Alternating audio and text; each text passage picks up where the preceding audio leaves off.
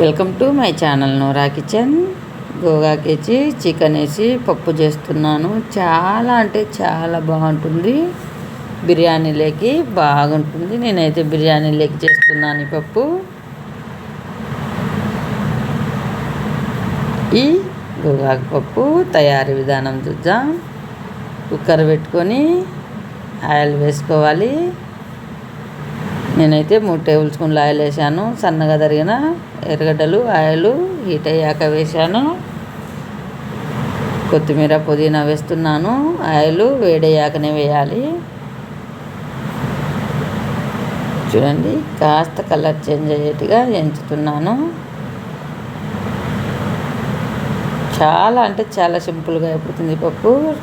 రుచికి సరిపడా కల్లుప్పు వేసేసాను, వేయాలి.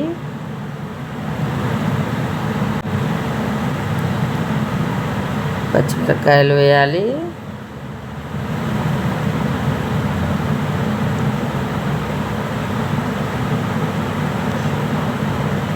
గోగాకు చూడండి, నేను ఎప్పుడైనా కూడా కాడలతోనే చేస్తాను. గోగాకు కానీ, పాలాకు కానీ, చుక్కాకు కానీ ఏయాకైనా కాడలు వేసేస్తాను. తాలింపాకులు కూడా అలాగని తోటకూడాకులు కాడలతోనే వేస్తాను. చూడండి, మసాలా వేసుకుంటున్నాను. టమోటాలు, హోల్ గరం మసాలా కచ్చా పచ్చగా మిక్సీ పట్టి దంచి వేస్తున్నాను.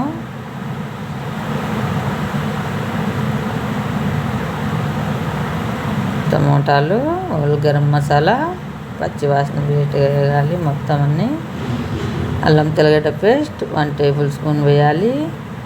చికెన్ అయితే టేస్ట్ కోసం నేను కాస్త చికెన్ కూడా యాడ్ చేశాను. ధనియాల పొడి 1 టేబుల్ స్పూన్ వేయాలి.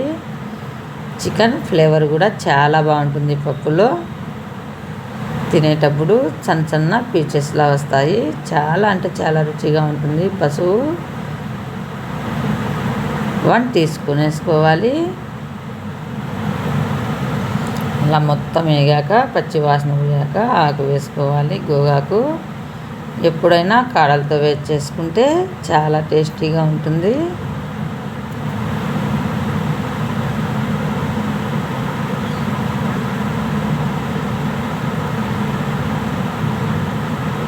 ఆకు కూడా ఇలా మసాలాలో వేగిపోవాలి.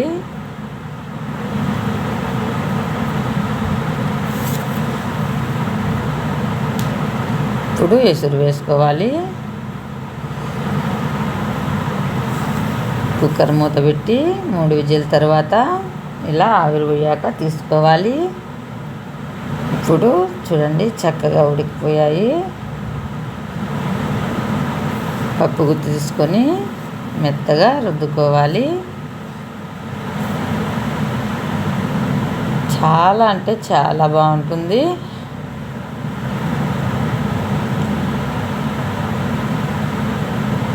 చూడండి, ఇలా రుద్దుకోవాలి. పప్పులో చికెన్ పీసెస్ చూడండి, చాలా బాగుంటుంది. బిర్యానీలోకి చాలా అంటే చాలా టేస్టీగా ఉంటుంది. మీరు కూడా ఇలా ఒకసారి ట్రై చేయండి. చాలా సింపుల్గా అయిపోతుంది కూర కూడా.